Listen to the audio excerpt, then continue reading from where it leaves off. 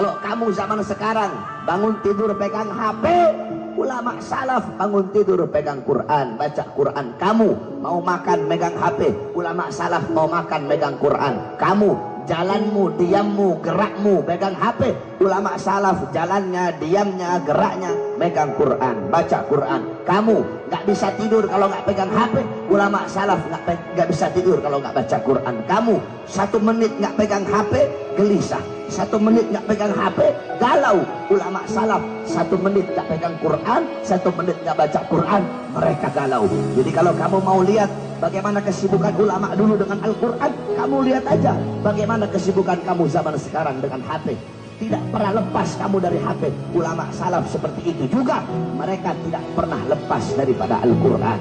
Bahkan anak-anak muda zaman sekarang, orang-orang dulu, santri-santri dulu, kalau ketemu ulama, kalau ketemu habaib, ketemu kiai, ya habib, ya kiai, ya ustad, arsyidna, ahdina, ustad, kiai, kasih saya petunjuk, kasih saya nasihat, kasih saya wasiat, kasih saya ilmu, minta nasihat, minta ilmu.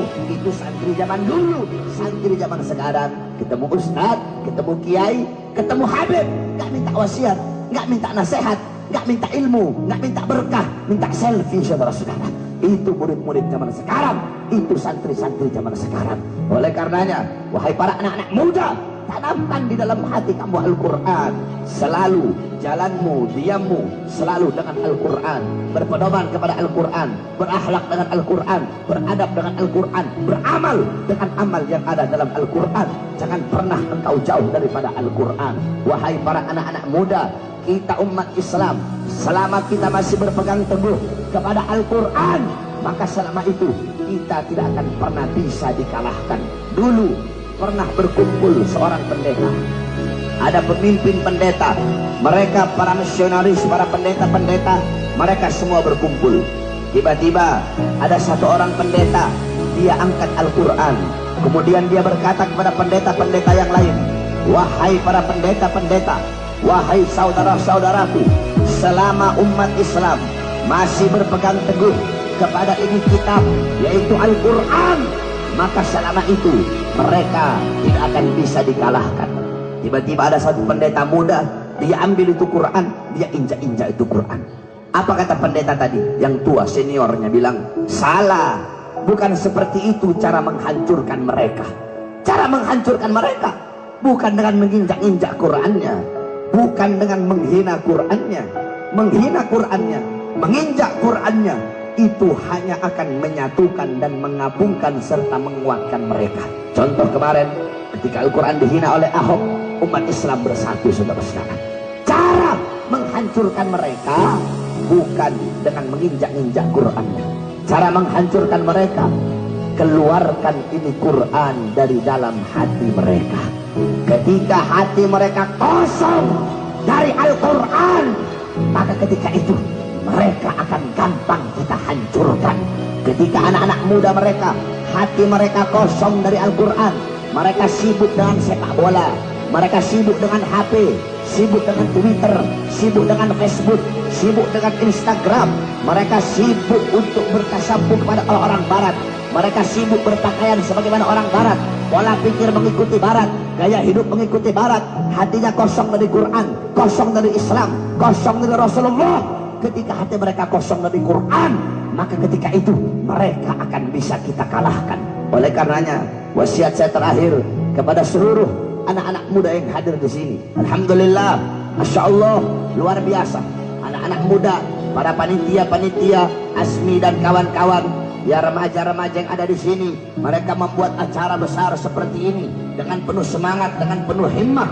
Begitu juga didukung oleh para orang tua. Insya Allah dengan adanya anak-anak muda seperti ini kampung bakal jadi kampung yang baik, ini bangsa bakal jadi bangsa yang baik, ini Indonesia bakal jadi Indonesia yang baik.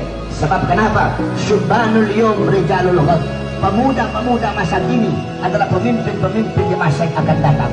Baik buruknya bangsa, bagus rusaknya bangsa, makmur sejahteranya bangsa ke depan, tergantung dari anak-anak muda. Kalau anak-anak muda baik, taat, patuh, tunduk kepada Allah, mengerti ilmu agama, duduk majelis, cinta ulama, cinta Quran, cinta Nabi, cinta Rasul, besok bangsa kita baik, Indonesia kita baik, Indonesia makmur, Indonesia sejahtera, akan mendapat pemimpin yang baik, pemimpin yang makmur, pemimpin yang sejahtera, pemimpin yang adil, dan agama akan dipegang oleh orang-orang yang baik. Tapi kalau anak-anak mudanya rusak, anak-anak mudanya bejat, anak-anak mudanya melacur, anak-anak muda narkoba, anak-anak mudanya nongkrong, anak-anak muda jauh dari Allah, jauh dari Quran, jauh dari masjid, jauh dari agama, jauh dari akhlak, jauh dari adab, besok bangsa kita akan rusak, negara kita akan rusak, Indonesia akan rusak, Indonesia akan dipegang oleh orang-orang yang rusak. Oleh karena itu, wahai para pemuda-pemudi Islam, saya wasiatkan kepada kamu semua,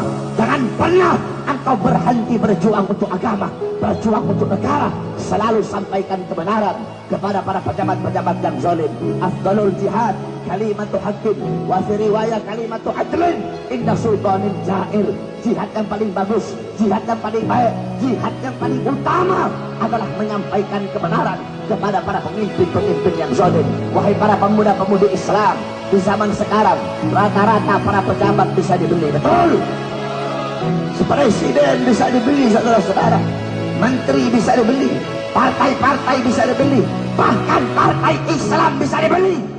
Ada partai Islam lambangnya hijau tapi dalamnya merah, partai semangka, saudara-saudara. Banyak partai-partai yang bisa dibeli, banyak orang-orang yang mengkhianati bangsa, mengkhianati negara. Mereka jual ini bangsa kepada asing. Para pejabat-pejabat sekarang, mereka para pemimpin-pemimpin sekarang, mereka hidup enak, hidup sejahtera, mereka kenyang, mereka tidur nyenyak. Rakyat kelaparan, rakyat susah, rakyat menderita, rakyat pengangguran. Oleh karenanya, wahai para pemuda-pemuda Islam, jangan pernah berhenti untuk berjuang. Barangkali banyak pejabat-pejabat yang bisa dibeli bagi orang-orang yang ingin menghancurkan bangsa, bagi orang-orang yang ingin menghancurkan Indonesia. Para perangkat negara, para pejabat bisa mereka sogok, bisa mereka suap, bisa mereka beli. Mereka bisa mengkhianati bangsa, mengkhianati negara, dan mengkhianati Indonesia, serta mengkhianati agama. Tetapi mereka, para pengkhianat bangsa, mereka lupa bahwasanya di Indonesia masih tegak berdiri kami, para pemuda-pemudi Islam, anak-anak bangsa yang rela hancur dan binasa untuk agama Indonesia. Kami tidak akan pernah bisa dibeli sampai hari kiamat. Yang hak akan kami sampaikan hak, yang batil akan kami sampaikan batil. Wahai para anak-anak muda, jangan pernah engkau takut. Tidak ada pembatas, tidak ada penghalang antara seseorang dengan kebenaran, walaupun kebenarannya dari yang orang yang lebih muda, yang lebih bodoh, yang lebih hina, yang lebih miskin. Kebenaran bagaikan matahari yang akan selalu bersinar walaupun di hadapan para orang yang buta. Oleh karenanya, wahai anak-anak muda, terus sampaikan kebenaran. Katakan kepada mereka, hei kalian mau bungkam mulut kami anak-anak muda Islam. Semakin kalian bungkam mulut kami akan semakin meneriakkan kebenaran, saudara-saudara. Hei para musuh-musuh agama, para pengkhianat bangsa, demi Allah, jikalau kalian maju satu langkah untuk melawan agama kami, untuk menjual bangsa kami, untuk menghancurkan rakyat, untuk menyengsarakan rakyat, kalian maju satu langkah, kami pemuda-pemudi Islam Indonesia maju 1000 langkah untuk melawan dan menghancurkan kalian. Saya tanya pemuda-pemudi yang ada di sini, siap bela Indonesia? Siap bela Indonesia? Siap hancur demi Indonesia? Siap binasa demi merah putih? Allahu Akbar! Allahu Akbar! Allahu Akbar! Siap jadi muda yang baik, siap jadi anak-anak muda yang taat, siap jadi anak-anak muda yang patuh kepada Allah. Wahai anak-anak muda, kalian para anak-anak muda, kalian rela mati untuk klub-klub bola kalian. Anak-anak becek rela mati untuk Persija, anak-anak Viking rela mati untuk Persib, anak-anak bonek rela mati untuk Persebaya, jikalau kalian rela mati untuk klub-klub bola kalian, maka kalian harus lebih rela mati untuk agama dan bangsa Indonesia, saudara. Kalian anak-anak muda, kalian rela mati ngetrek bawa motor di atas aspal kalian rela mati.